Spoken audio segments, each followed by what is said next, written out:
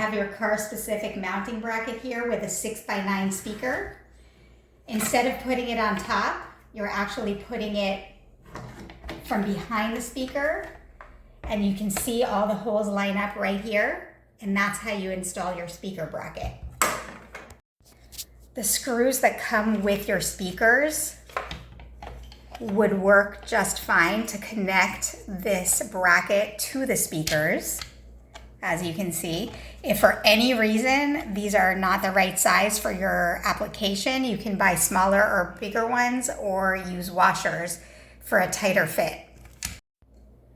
Your speakers will come with wires, but when you buy a kit that includes the car-specific wiring harness, you will not be using this one. You will only be using this one, and it gets attached directly to the back very easily and simply.